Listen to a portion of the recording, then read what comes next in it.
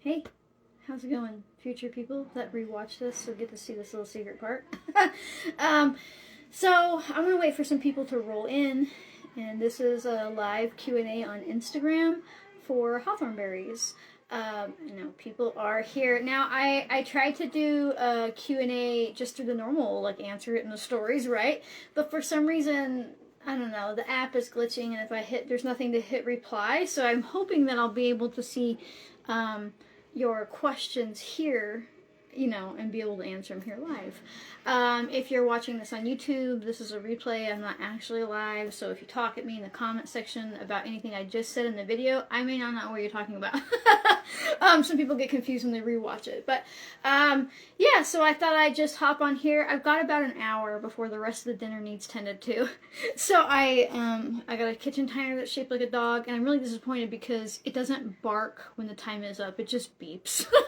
They really missed out. It should have been barking at me or growling at me or something like that. But anyhow, so I'm going to start answering questions that you guys submitted for the Hawthorn Q&A. So let me see. I think... Oh, I tapped the question box. Okay, so... questions from stories. Okay, here we go. And now I'm just talking about Hawthornberry, which actually both on my YouTube as well as my Instagram, I made a post about Hawthornberries. So this question is, what's your opinion on smoking or dry vaping the leaf and the flower? If you enjoy it, you can if you want. I've never really come across any information that says that it's really like lung supportive in that way. And since Hawthorn is such to do with the cardiovascular, and we know that the lungs are so connected to the cardiovascular, I'm not entirely sure that smoking it would support heart health in the way that like a tea or an infusion or a tincture or what have you would. But if you enjoy it, you can go for it. It's not tobacco, so it probably won't be as, detrimental with no real huge amounts of extra tar and chemicals and things like that.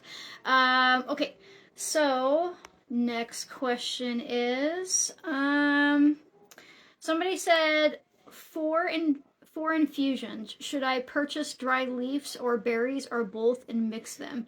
It's a personal preference. I like to buy both and mix them. You usually can get the dried hawthorn berry and or hawthorn leaf and bloom in one package and then the berries in the other.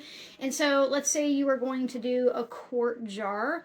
I would do half an ounce of the leaf and the berry and then of the leaf and the bloom and then a half an ounce of the berry, right? That way you have it like ratioed out. Because remember, for most nourishing herbal infusions, not all, but a majority of the time, the rule is 1 ounce of non-fragrant plant matter to a quart of boiling water, right? So and with the hawthorn berries, I would make sure that you let it sit the full 24 hours because they have a really rigid cellular structure. All berries do, but hawthorns, well, not all berries, but hard berries do, and hawthorn is a hard berry. That's why here it is October coming in November, and they're just perfectly fine on the bush, or the tree, I should say, because they're tough. They're stern.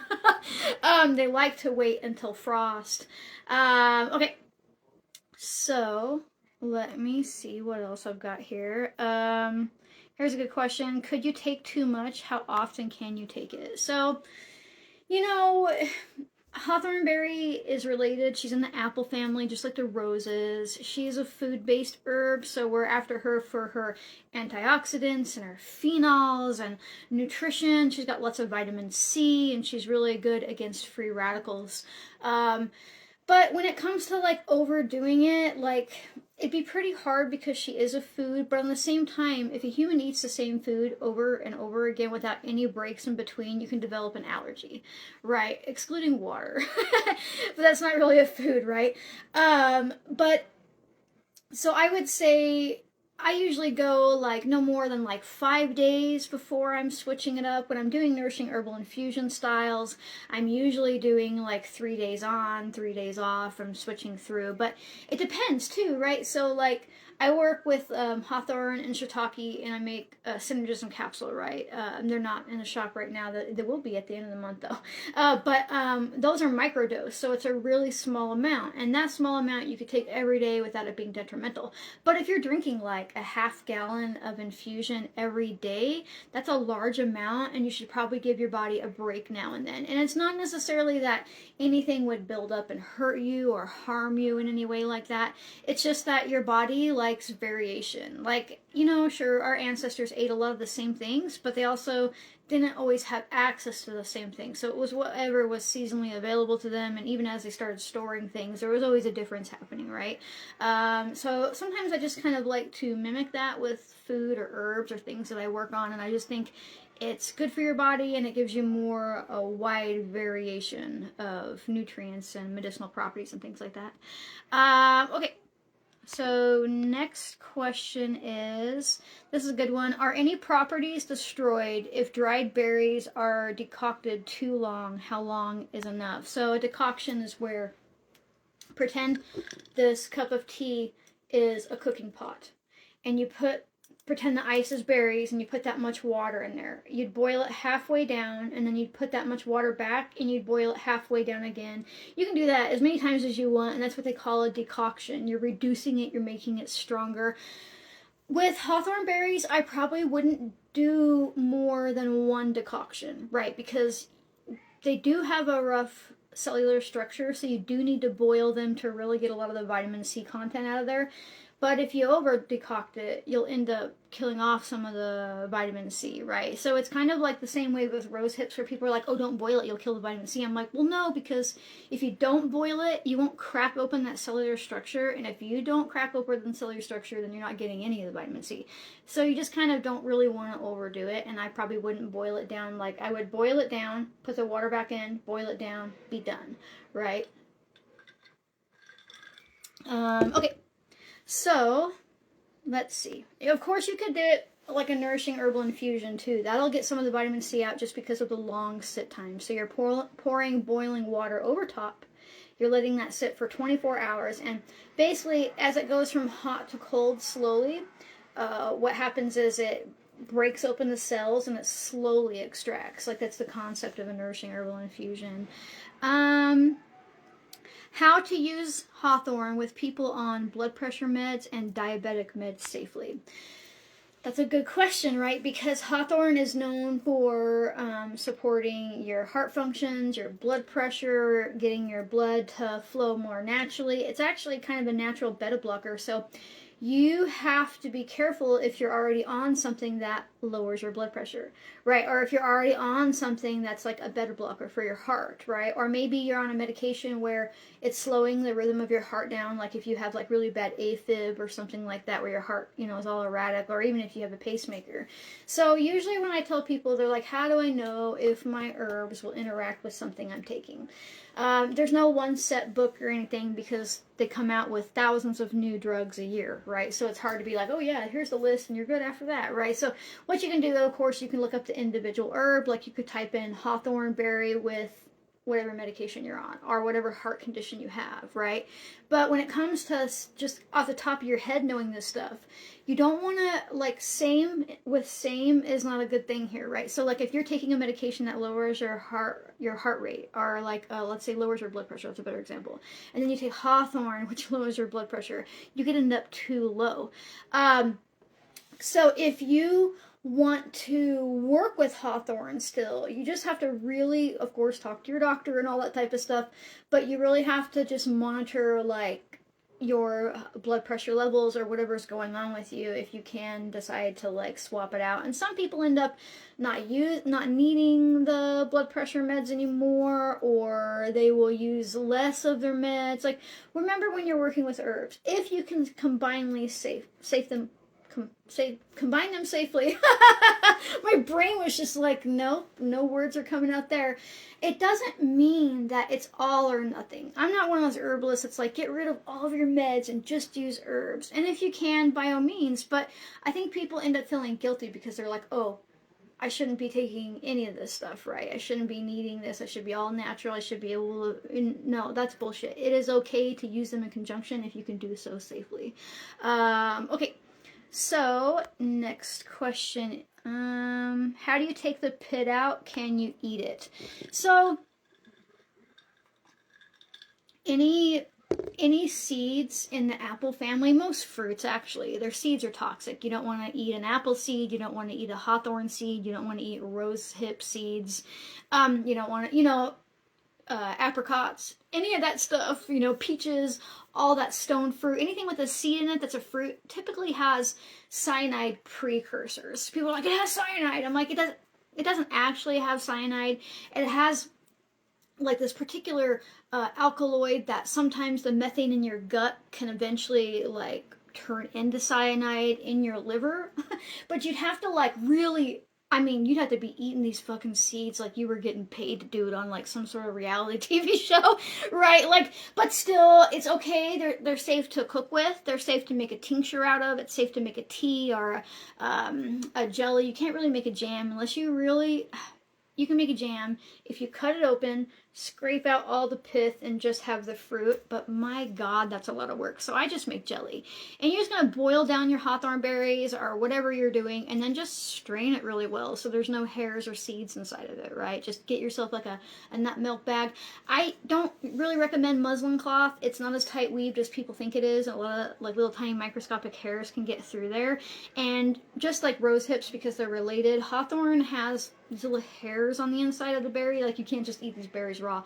And they're really irritating to your gut and stuff, which is funny because hawthorn herself is actually pretty, just like rose hips, supportive of digestive health, right? She's really good for getting you to go to the bathroom, not like a laxative, but just kind of gets things going. And so yeah, but just strain it really well. If you have the patience to cut and scrape all those little berries, more power to you. But it doesn't affect it to boil it. And in fact, when you like cook it down, if you're making a jam or a tea or something like that, it kills those alkaloids and properties that can turn into cyanide in our gut. So you're all good there. And tincturing does as well. It's really easy to destroy. Okay.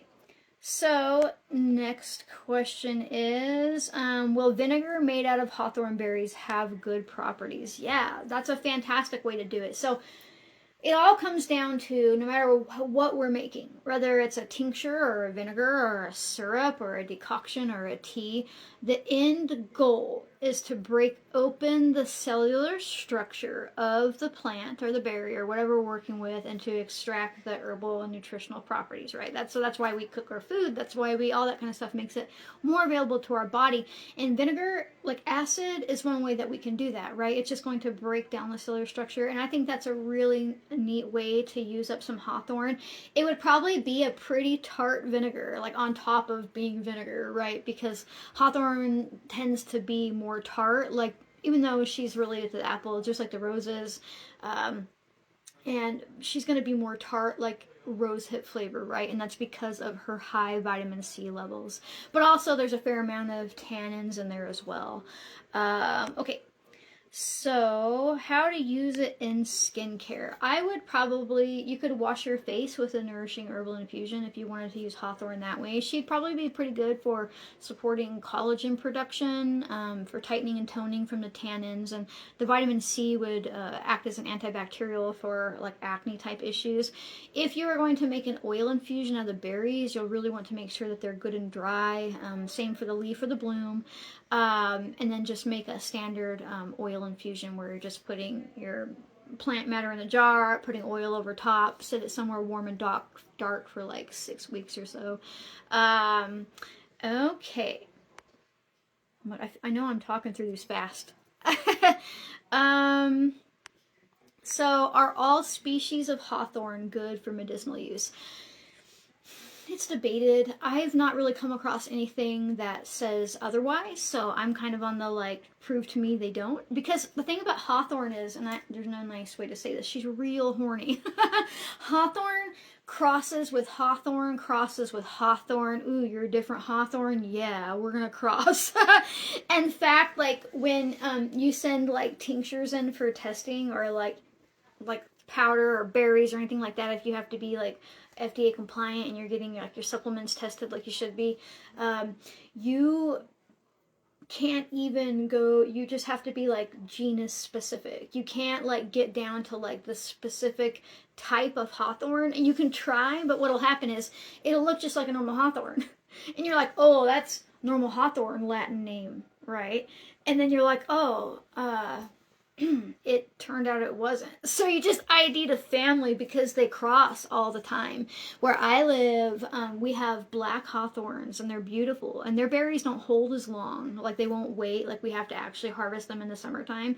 But they have been used for heart conditions and things like that for thousands of years. You know, but also you get into like Europe or into the Asia area, and like they're all red hawthorns or this hawthorn's. Like, I'm pretty sure a hawthorn is a hawthorn is a hawthorn, and there's no poisonous hawthorn either. I mean, of course, you don't eat the seeds, but same thing for elderberries, right?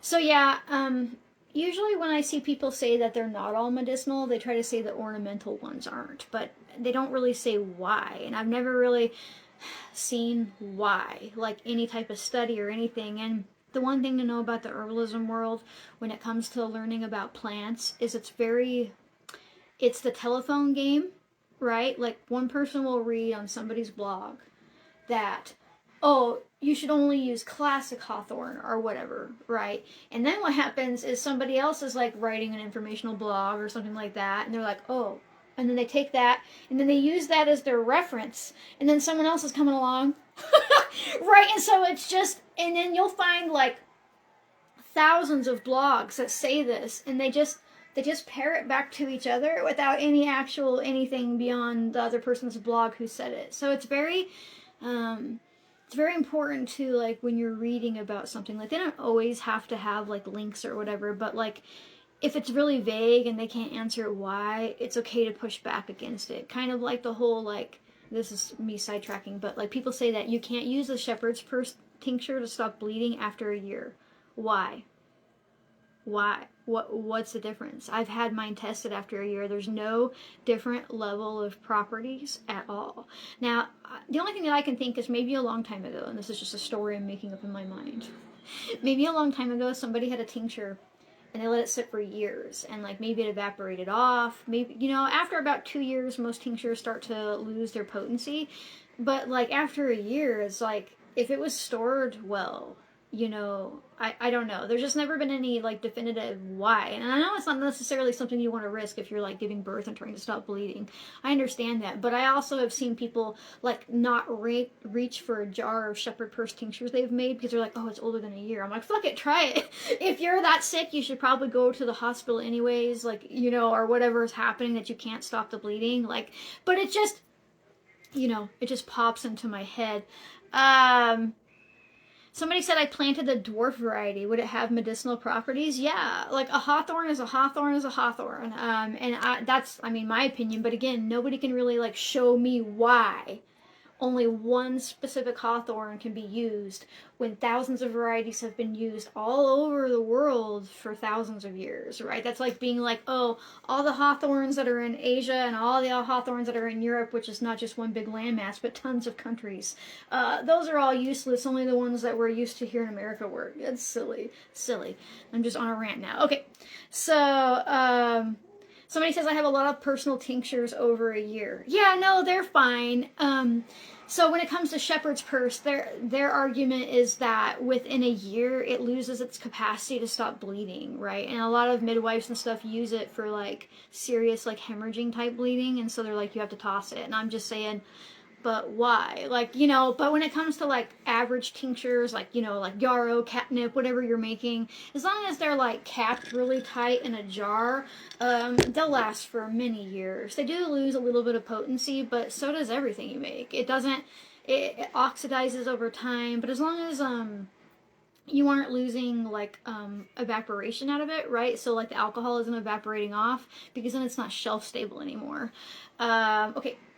So next question is, how How do you make them for tea, crush, or steep them whole? I just steep them whole because, again, I'm not going to cut that sucker in half and pit it and then dry them all out. I just dry them as is. Now, with berries like hawthorn and or rose hips, they take a little bit more drying than you realize. Usually, if you just sit them out somewhere to dry, they're going to end up being mildewy or moldy inside because they're so dense, right? So you want to make sure that they're on top of cardboard, just because something like that that's going to help absorb moisture, move them around just with your hands, move them around. You could definitely use a dehumidifier in this case. You could also use a dehydrator.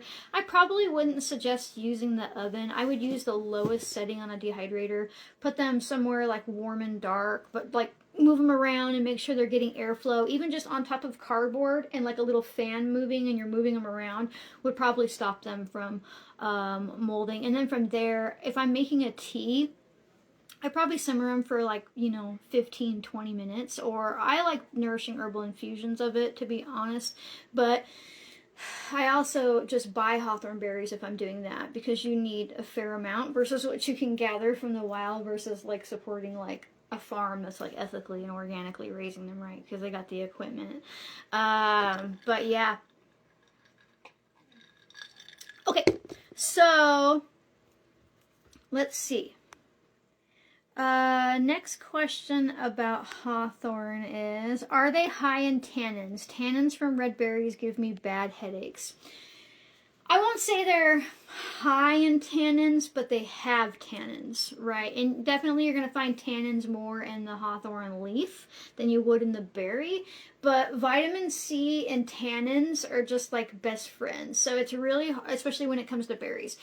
Anything, and that can be ascorbic acid, which is just, well, not really, that's synthetic vitamin C, but like when you think about like anything that's sour and mouth puckering, it's not just the vitamin C content, it can also be the tannins. And so hawthorn berry is a pretty sour berry, so she will have tannins. It is interesting. I wonder, when I think about tannins giving somebody a headache, I instantly think about dehydration, right? I instantly think about maybe not having enough electrolytes in your body, because tannins are really drying. Like if you're like shitting yourself nonstop and you can't stop, you could like make blackberry leaf tea or raspberry leaf tea or grape leaf tea, any of that, or even like, this is a white tea, a green tea would be higher because it's a little older plant, but anything that has high tannins, it goes weird fucking mouth noise, but it dries you out, right? So if you tend to get headaches from tannins, I actually think it's kind of like a red flag telling you that like you maybe aren't hydrated enough or are low on like essential electrolytes like magnesium, potassium, sodium, all that kind of stuff. Although I wouldn't supplement with potassium unless you know that you have rock bottom levels, because it's easy to hurt your heart with potassium supplements. How do you make jam with hawthorn? You have to pit them. You have to open up the berry, scrape out the fuzzy stuff, get rid of the seed, and then use that half. People do it, and more power to them, man. I do jelly. I just do jelly because it's easier.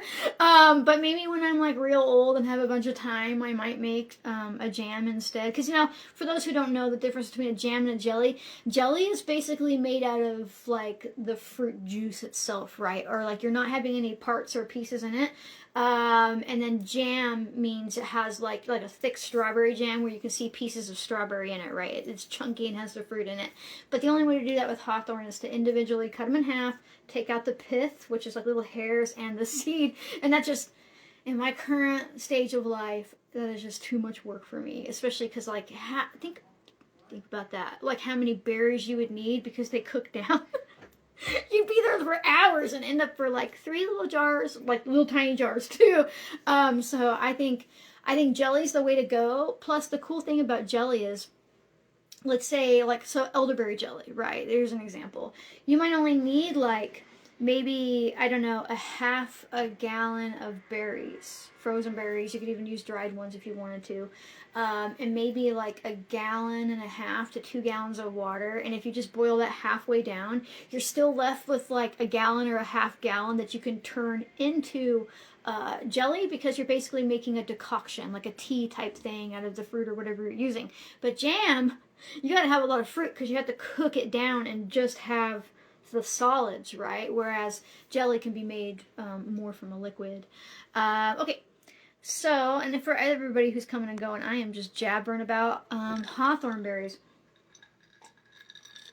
How to get the worms out of it if you want to make jam. You're going to have to cut them out and clean them out, because you'll have to take the pith and the seed out to do that, because you can't eat the seed, and the pith would make it fuck your stomach up, because they're just irritating to your gut lining, right? Like kind of like mullein is if you don't strain your mullein well, or rose hips, things like that.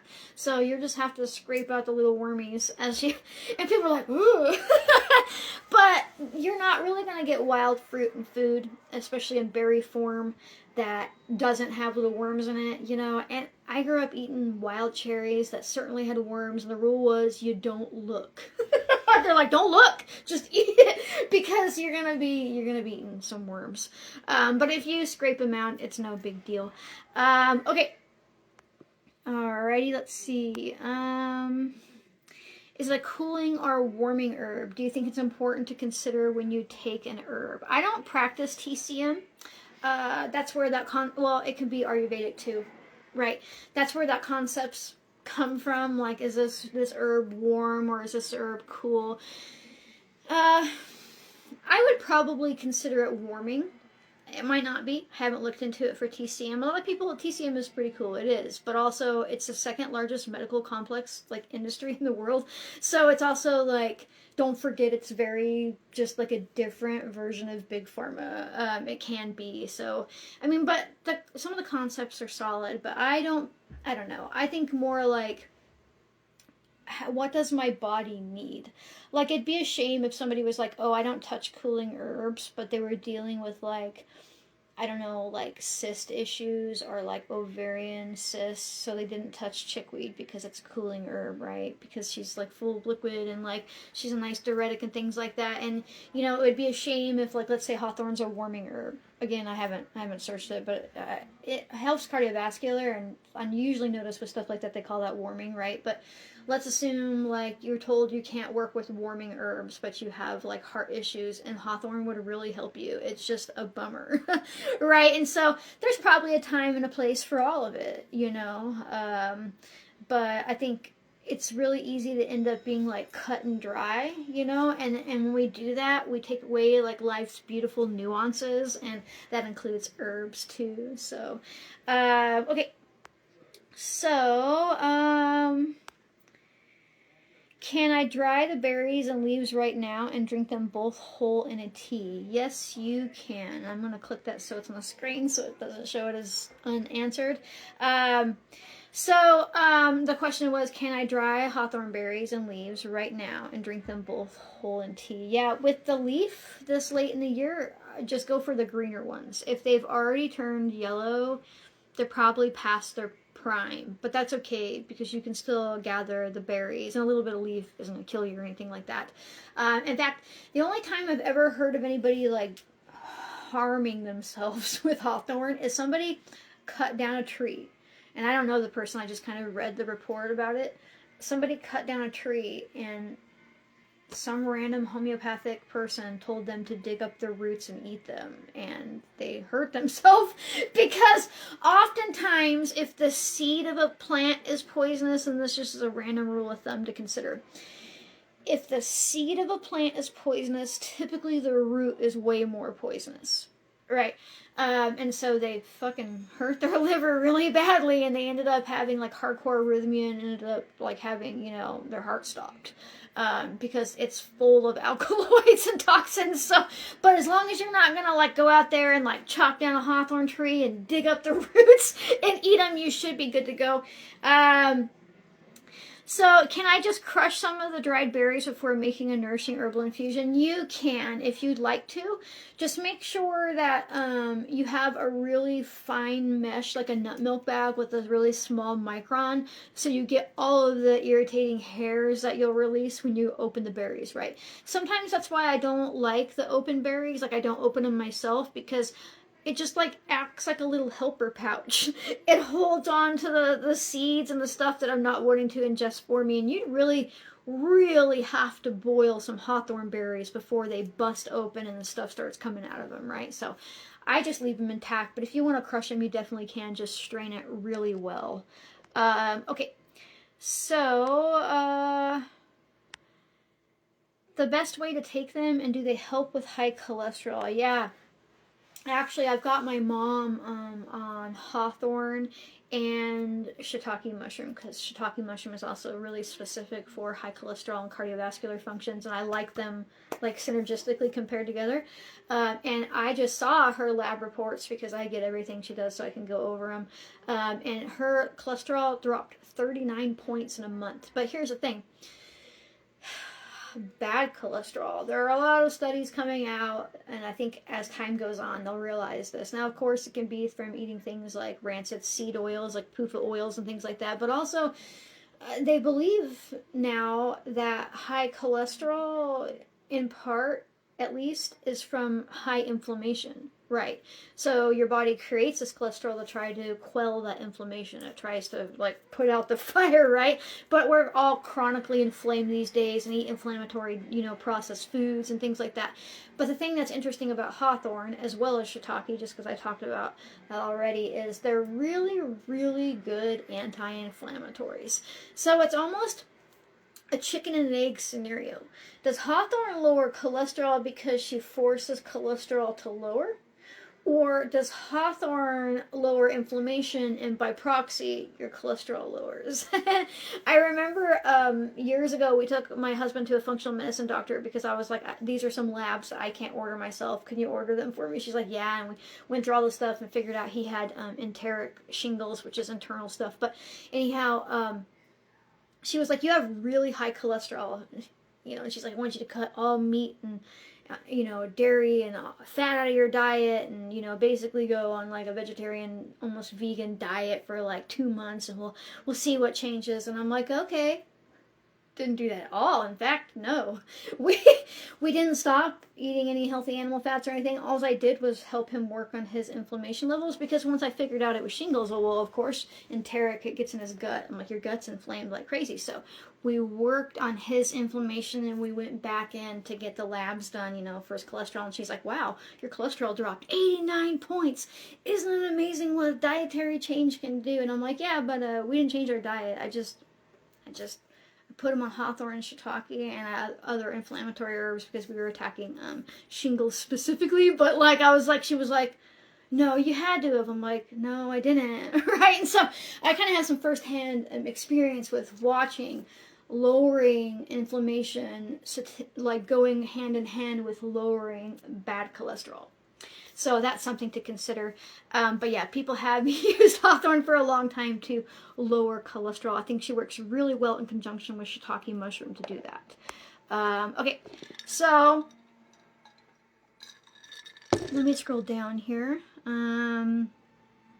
Best method to take hawthorn to manage blood pressure. That would just be using her most days on a consistent basis. Especially if you added her with something like hibiscus. Hibiscus is really fantastic for that. Hawthorn is really effective at supporting our cardiovascular system, but she's like the old lady in the woods. She has so much wisdom to give you, but it's gonna take her like a fucking solid 2 hours to get down that trail. Right? So like hawthorn, she works really well, but she takes time. So I like to use her in conjunction with other herbal allies that might help the situation level out in the meantime, right? Like the granddaughter walking down the trail helping her grandma go, right? And I feel like hibiscus is fantastic for that. Hibiscus has been shown time and time again in clinical studies to lower blood pressure numbers by 10 points within the first week of just drinking 1 cup of hibiscus tea a day. It's crazy. So her alongside of hawthorn, right? Or you could even just cycle through them. Let's say you're doing like 3 days of hawthorn berry and leaf infusion, and then maybe 3 days of a cup of hibiscus tea. Now you don't want to do an infusion with hibiscus tea, because talking about tannins and like really high levels of like vitamin C and stuff, you won't be able to drink it, and it might make you puke because she gets so strong. Like hibiscus, for those of you who have worked with her, it does not take much, right? And it doesn't take long for steeping that tea to be good and sour. So those would be two really good things to combine together for, come on, brain, for blood pressure. Well, they said how many oh, that's the next question under it. How many drops of hawthorn berry, I'm assuming they mean tincture, should I take each day?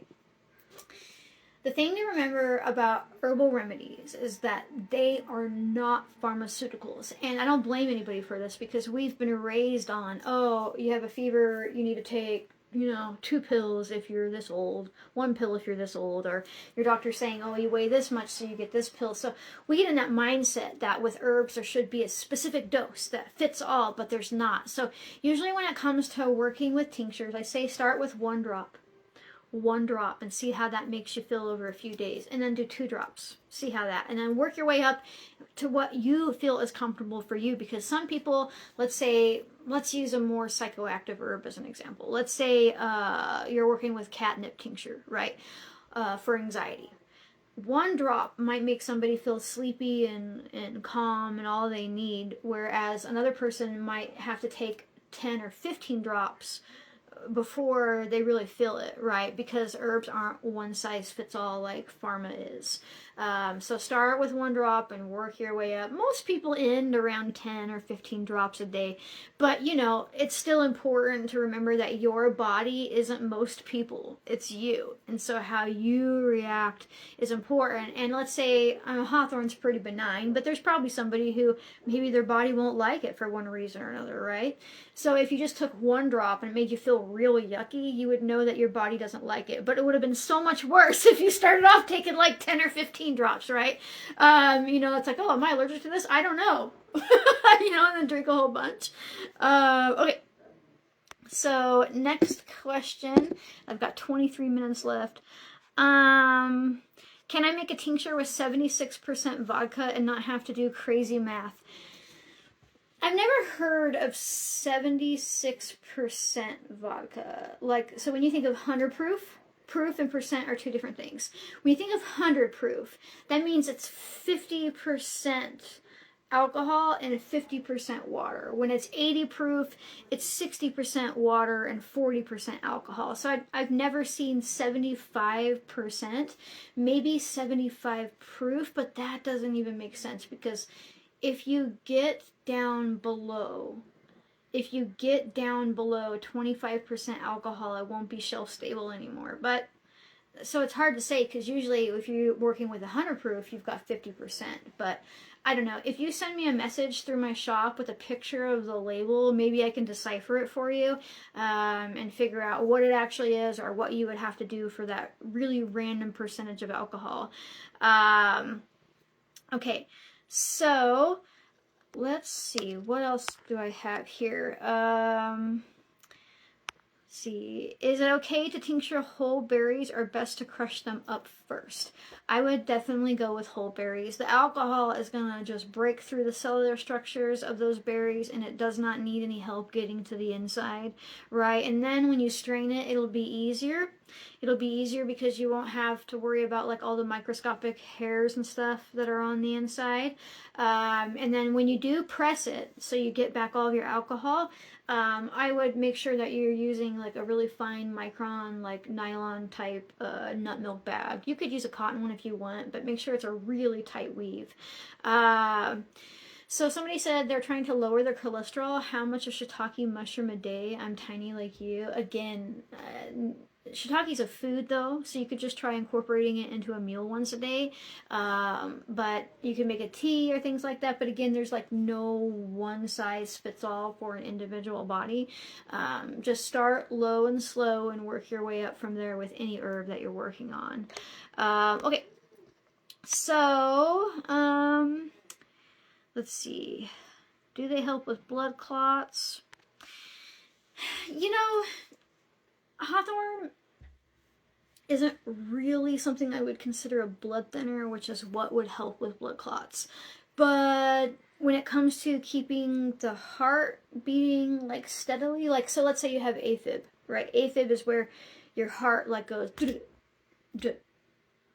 you know, and like it can happen just every now and then, or some people have it, you know, if it lasts more than like 7 days, it's like chronic or whatever, you know, it can happen to all kinds of people. And so the AFib is never really what kills people when they have it. It's the stress on your heart, but really what happens is you get prone to blood clots in your heart. And then they get out and you have a stroke, things like that, right? Or you end up having a heart attack or whatever. But when you work with something like Hawthorn that supports like natural like cardiovascular function, so it's not beating out of your chest all the time, and ironically Hawthorn is a naturally occurring, kind of acts like a beta blocker. And when people go to like the doctor for like AFib or palpitation issues, they usually put them on a beta blocker, right? So I mean, it could kind of help maybe in a preventative way, right? But I wouldn't like rely on her as a blood thinner if I was dealing with blood clots. Look at, I had to get blood taken and they collapsed both veins. It looks like I got devil punched in the hands. They never listened to me. I'm like, I have really tiny veins. When I was a lot younger, I had cancer, and so I'm very aware of like what it takes to poke me, and they never listen. And so I was like, you need a fucking pediatric needle. And then she's like, oh, I can get it, I'm real good. I'm like, no, oh, there you go, fucking collapsed my vein. So both hands are just looking great. But okay, so alrighty, let's see. Best way, I talked about that one. Oh, so somebody said they grew up hearing that in their culture that you never plan out your garden before Hawthorn blooms because she's the best prediction of frost, and that's totally true. A lot of people follow that, you know, and depends on where you're at, and you know, it depends on the season. But yeah, she's a pretty good indicator if frost is done. So let's see. Easiest way to harvest. I'm gonna make your day. You're gonna buy a berry rake. Now, berry rakes are unethical as fuck, and I yell at people when I see them using them with huckleberries and stuff because it strips the leaf off of these plants, and huckleberries take a long time before they even make berries, right? And then when you strip their leaves like that, they can't prepare for winter, and it usually, like, it has a high odds of killing the plant. But people like huckleberry like crazy, so they, you know, and here they get a shit ton of money per gallon of huckleberry, so they're just killing entire like old school patches. And anyhow, I don't use them for that. I use the berry rakes for gathering rose hips and our hawthorn berries, and you can just, and you'll never get enough of the leaf off of those plants to hurt anything because the way the berries hang are in one cluster, right? And so you're just like, boom, right? But when you work with huckleberries, the berries are all down the plant, so they just go boom and they strip the plant, right? For the most part, they do. Even if they're trying to be okay about it, they're still stripping a horrible amount of leaf. But those berry rakes are amazing for gathering a lot of hawthorn and a lot of rose hips fast. I love berry rakes. You can, for that reason, for hard berries. I'll even use them to gather like arnica or wild onion tops, or I can just pop the bloom off, you know, as I go through the field. And you can find them on Amazon, eBay, wherever. Okay, so let's see. Best way, I talked about that one. Let me scroll way down here. Is she typically in higher altitudes? Haven't found her in Appalachia yet. No, in fact, I live in like a varied altitude. Like I'm at the base of the mountain right now. I'm at like 2,000 feet. And then I can go to like 10,000 feet in like 35, 45 minutes, depending on where I'm going, right? And I don't really see her, not even the black variety that we have here. I don't really see her way up on the mountain all that often. But she's also super ornamental. A lot of places just plant hawthorn, so she's probably there. Look for her in like draws, right? Like, you know, where like the two like valleys come together and things like that. Look for her along creek beds. Look for her around like maybe like abandoned type properties because people would have been planting them for ornamental reasons. And you can always take a picture of a hawthorn tree and post it to like a local Facebook, you know, gardening group, being like, does anybody have a hawthorn tree I can harvest from this fall? Or has anybody seen one of these? And you can like have people help you like spot out these plants and things you're looking for. Okay, So let me scroll way down, because some of these questions I'm not going to get to because they're so far down there. Oh, they just put the ones I answered in the bottom. Okay, so gotta go way up then. Something more high. Oh, that's where I was at. Okay, so I think I got most of them. How to identify and where do they grow? Well, I kind of talked about where they grow at. Okay, I think I got it. But how to identify? So, for one, they're typically gonna have bright red berries, unless you happen to have like the black variety around you, which most of those are in like northern type climates, like I'm in Northeast Oregon, right? But they'll always have a big thorn, like you could like take that sucker off and give somebody a tattoo or so with it. They'll always have a big thorn on them. Now, most of the time, it looks like a little apple, and it even has like on the end, like you can see where the bloom was. But here's the thing to know. They're such an easy identifiable tree that any plant identification app is going to get it right. Any plant ID app is going to positively tell you that it's hawthorn, and it's not going to be wrong. Just make sure that you're taking a picture of the leaf, right, and the berry at the same time. You kind of get it in the square of like when you're using your plant ID app, and it'll tell you what type of hawthorn it is, or that it's hawthorn in general. They are really easy to identify. They're going to have hard berries. They're going to have big thorns on them, and their leaves are kind of like, I don't know, it almost looks like an oak tree leaf, but smaller, the way it has like jaggeds on the. If you Google a picture of a hawthorn leaf, you'll see what I'm talking about, and they're pretty easy to identify. They really are. Okay, I think I got pretty much all of them. How to use for dogs instead of using traditional heartworm medication and chews. The thing about heartworm medication is it's stopping them from getting heartworm. Right, so I don't know that you could use hawthorn to replace them from getting heartworm. You know, if they already had heartworm and they had heart damage from it, but they were still, you know, carrying on with their life, you might be able to work some hawthorn powder into their wet food or their dry food to get them to eat it, and it could support the damage that's been done by heartworms already. But I don't think that hawthorn would prevent them from getting heartworm, unfortunately. Heartworm is a nasty disease that I'm kind of glad that doesn't really jump from dogs to humans, because that would be brutal. As far as somebody said, will hawthorn help with POTS symptoms? You know, she might, but she is also like slightly a diuretic, so you'd have to keep on top of that, right? You know, because you don't want to like flush any more like electrolytes out of your body than you're dealing with as an issue already with having POTS. How does someone reach out to me? First of all, I'm trying to get my own shit together. You know, I had to go to the hospital and ask them to take blood and, you know, all that kind of stuff. And so I'm working through some personal stuff right now. I'm okay, but then I'm sorting some stuff out, and then once I get all that settled, because I'm making sure not to push myself too much, but then I want to start having a place where people can like specifically like reach out and ask me like for individual like questions and consultations and things like that. But when that happens, I'm gonna start having these weekly Q&As. I'll probably host them on YouTube as well. And then for people who want like one-on-one help, they'll be like super affordable and accessible, where you can do like an individual consultation with me with the caveat that you agree that I can then like redact any information about you, your name, and then share what I've told you. That way, people who can't afford the consultation can still see it like as a blog post, right? So, you know, but you would be aware of that up front. If you decided that you didn't want your information shared, then I'm not the person to do the consultation, right? I mean, at least not your information, like who you are, but like your situation, right? But anyhow, yeah, and I've thought about doing that, and it would end up being like just like a resource type library that people could go through for free on my website, right? Because I know as soon as I do that, I'm gonna get slammed.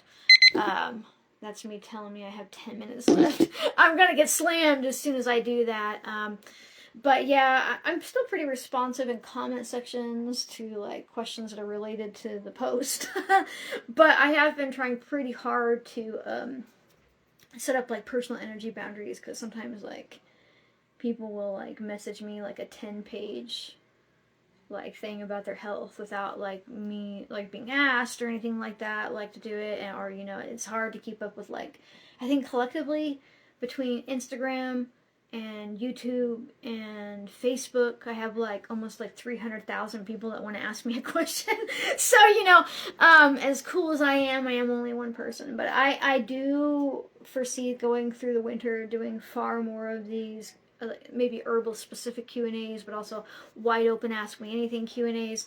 But I'm gonna have my dog timer so I don't talk until my voice goes away, because my brain doesn't care about my body. Like with my neurodiversity, like I will give you information until I lose my voice. And my brain loves it, but then I'm done and I'm like, oh fuck. And then I can't, don't talk to my family for the rest of the night and part of the next day when my voice recovers. And that's not healthy. So, I'll do them more often if I don't let them eat me alive, right? So yeah, if anybody wants to throw any Hawthorn related questions into the comment section on the live video, I've got about 10 minutes before I'm hopping off of here and cooking the rest of dinner. But yeah, I'm also going to save this onto my Instagram and I'll upload it to YouTube, so you can rewatch it if you're just joining. And this one was specifically about Hawthorn. And now, one thing I probably should have said. If you live somewhere where there's frost, like where you get frost, it's best to wait until the first frost to harvest your hawthorn berries, because the frost triggers the plant, the tree, the mom, basically to put like the rest of what she's got into those berries, right? It's pretty interesting. Actually, you can see that the vitamin C levels and like the antioxidant levels in these berries actually climb higher after a frost, right? And so if you think about it, the tree is the mom, right? And the seeds are her babies and the fruit is her womb. And what's meant to happen is the seed, the berry, drops off of the tree and then maybe a bird takes it somewhere or whatever. But most of the time what happens is they want the berry itself, the fruit of the berry, to feed the seed. It's like its first little nutrient kick, right? So the seed can get going and be strong. So at the end of the winter, or at the end of the summer when frost hits, fall, there's the word I'm looking for. What happens is she's like, I'm going to give you everything I have, and then I'm going to go to sleep. Like every other mother, right? And so if you can wait until frost, it's ideal. If you live somewhere where there's not frost, still wait until it's cooler weather, which is why we're in the middle of October and I'm making a Q&A about hawthorn, because it's harvest time. We had our first light frost the other day. That means that I'm going out already, and I freeze them too. That doesn't really help because you're not freezing it on the tree, but if you're like, I have all these hawthorn berries and I feel like I have this clock running up against me and I don't know what to do with these berries, toss them in the freezer till you figure it out. What's cool about that is when you put any plant in the freezer, what happens when you leave like a soda or a pop or whatever you call it in the freezer and you forget about it? It swells up and it explodes, right? So inside of every cell is water. Right, every living thing inside their cell, there's water content, right? That's why we all need water to exist.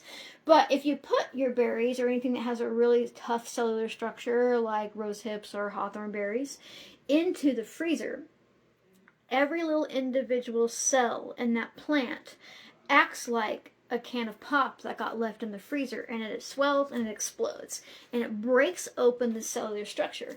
Then when you go to make a tea out of it or a tincture or a jelly or anything like that, you can more readily get at the available nutrients and like the medicinal properties you're after. And so don't be afraid. Like I have a hawthorn berry tincture that I'm about to decant tomorrow, but those berries were from last year. But I have a deep freezer down in my apothecary that's like crazy sub-zero freezer that's specifically for herbs, because that's the only way I can keep up with your guys's, well, I don't keep up with your guys's demand, but that's how I'm able to make fresh tinctures all year round, because I freeze a lot of my herbs. I'll get enough herbs that I need, I'll get a fresh batch going, but then I'll freeze some. So I've got 5 minutes left. Okay, so let me see. let's see. Our older dried berries have lost their pigment and it's dust in the bag. Are they still worth using? If it's so old that it's lost its color and that it's turned to like dust, I'd probably gift that back to the land, because it sounds like they've been there for quite a few years or more. And with most herbs, if you're not freezing them or storing them really well, like vacuum sealing, pulling the air out, things like that, you got about 2 years before they lose most of their nutritional and like herbal properties. But if it's so old that it lost its color, that's probably pretty old, so I would just toss it. Okay, so let me close that, because some people have been submitting them through here, so I might have missed one. Most of those for, somebody says, is it okay for any and all heart conditions? That comes back to, depends on what medication you're taking for it, right? Like if you have a condition where like your heart like beats too slow, or you have low blood pressure naturally, you might not want to work with Hawthorn, because she does lower blood pressure. So really, you would have to look into your individual heart condition and Hawthorn use. Most of the time, because Hawthorn's been used for so long and then she is known for what she does, you can typically type in your condition's name plus Hawthorn, like the literal plus sign. So I don't know, this is just a random thing. If you haven't learned how to like make Google tell you what you want beyond its first page results that it thinks is best, you're really missing out on a lot of information. So if you do in parenthesis marks the name of your condition and then a plus sign and then in parenthesis marks Hawthorn, you'll get all kinds of stuff that will pop up that won't be random blogs, right? You'll see like medical information, studies, and very much more refined information about what you're looking for. And don't forget to go past the first 2 pages of Google if you don't find what you're looking for. There's so much stuff there, and statistically humans don't really even look past the first page of Google results. It's crazy.